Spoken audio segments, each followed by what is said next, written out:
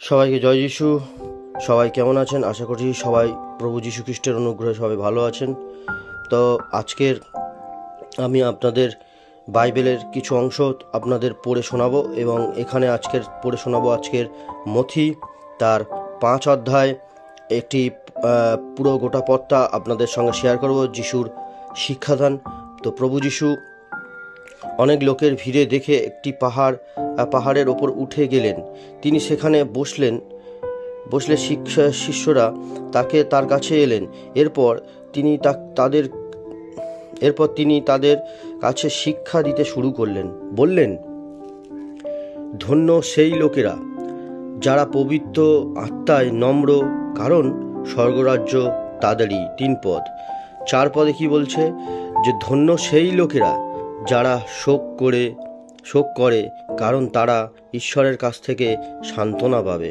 5 পদ। বিনয়ী লোকেরা ধন্য, তারা ঈশ্বরের প্রতিশ্রুত দেশের অধিকার লাভ করবে। 6 নম্বর পদ। ধন্য সেই লোকেরা যারা ন্যায়পরায়ণতার জন্য ক্ষুধার্ত ও তৃষ্ণার্ত, কারণ তারা তৃপ্ত হবে। 7 পদ। যারা দয়াবান তারা ধন্য, কারণ তারা দয়া পাবে।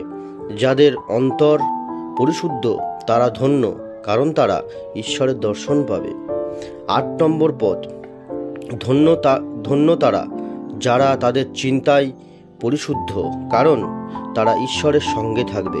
9 পদ। ধন্য তারা যারা শান্তির স্থাপনের জন্য কাজ করে, কারণ তারা ঈশ্বরের সন্তান রূপে পরিচিত হবে।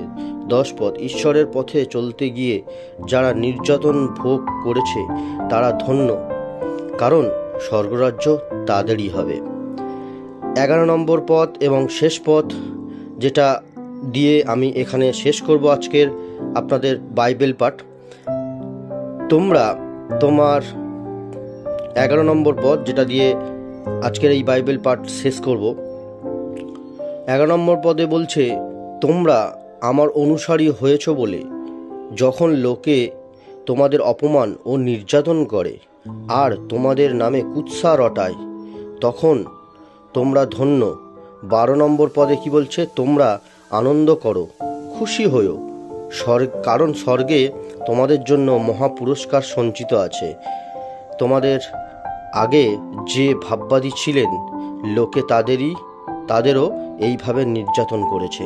অর্থাৎ প্রভু যীশু খ্রিস্ট আমাদের জন্য যা করেছেন তার শিক্ষাদানের মধ্যে দিয়ে আপনাদেরকে বাইবেলের আজকের পথটা আপনাদের শেয়ার করলাম। মথির একটি পথ, যেটা আমার মনে হলো যে এমবি খ্রিস্ট সঙ্গীত ইউটিউব চ্যানেলের মধ্যে এবার প্রতিদিনের জন্য বাইবেল পাঠের পথ আসবে।